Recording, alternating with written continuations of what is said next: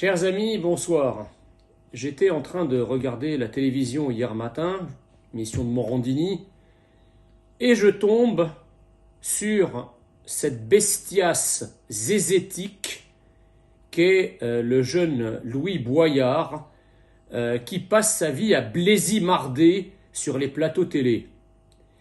Le thème, il faut dire, était assez polémique par les temps qui courent, puisque Jean-Marc Morandini, brillant journaliste au demeurant, décide de le consacrer à la question de savoir si la France est historiquement blanche et chrétienne.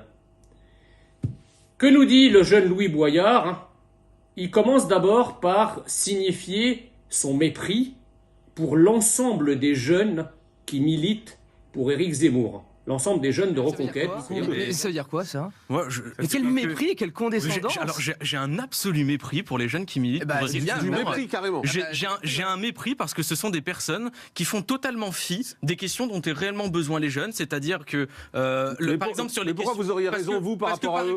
Parce que par exemple, moi je vous écoute, je les écoute et j'ai du mépris pour eux. Est-ce que vous vous rendez compte de quelle manière vous arrivez à exclure comme ça des gens de la société carrément? Enfin, vous les méprisez. C'est-à-dire les jeunes de génération Zemmour, qu'il méprise.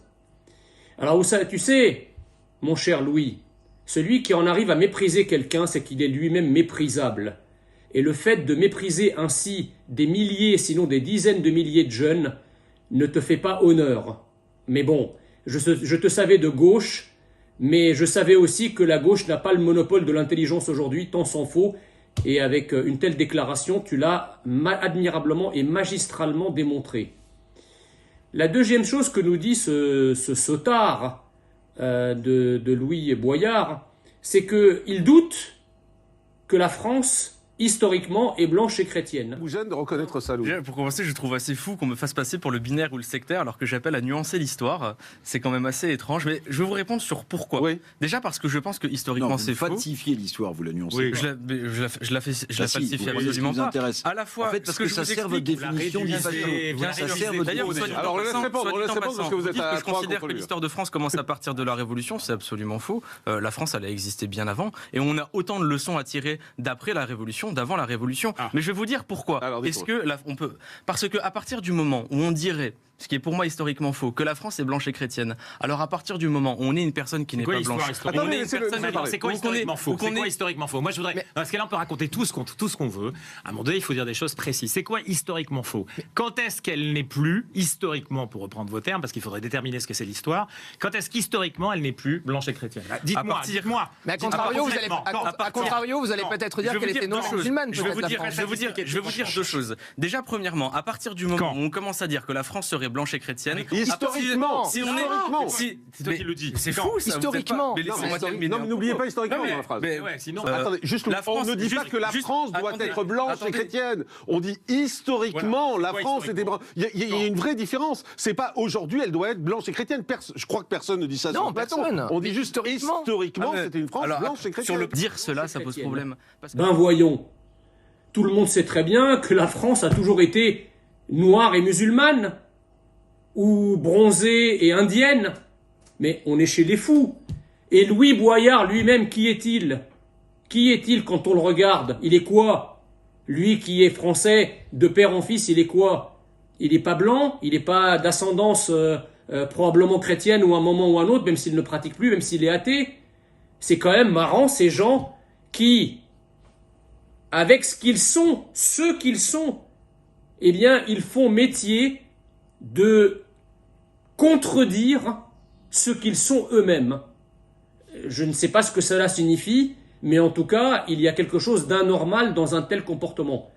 Bien sûr que la France est historiquement blanche et chrétienne. Elle est blanche parce que la France métropolitaine est un pays européen et que les pays européens, historiquement, sont tous des pays blancs. D'accord ? Chrétienne parce qu'effectivement, quand on a dit à un moment de l'histoire que la France est la fille aînée de l'Église et qu'on n'a pas dit que c'est la fille aînée de la mosquée et qu'on n'a pas dit que c'est la fille aînée de la pagode, eh bien, c'est que, ou la fille aînée de la synagogue, c'est que effectivement la France est un pays de tradition judéo-chrétienne, est un pays chrétien. Les rois de France étaient des rois chrétiens. Voilà, la loi de séparation de l'Église et de l'État, elle date de 1905. C'est la loi de séparation des églises et de l'État. Quelles églises? Les églises chrétiennes, non? Bon.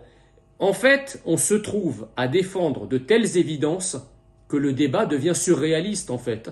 C'est-à-dire que si je fais écouter ce débat de Louis Boyard sur le plateau de Morandini à un pote égyptien, je lui dis, regarde de quoi on discute en France, il va me dire, mais on est chez les zinzins. Imaginez un débat dans un pays africain où on s'interrogerait si le Sénégal est un pays de tradition historiquement noire et animiste. Qui pourrait faire un tel débat au Sénégal sans passer pour un frappadingue? Mais en France, la gauche, le progressisme nous a rendus fous.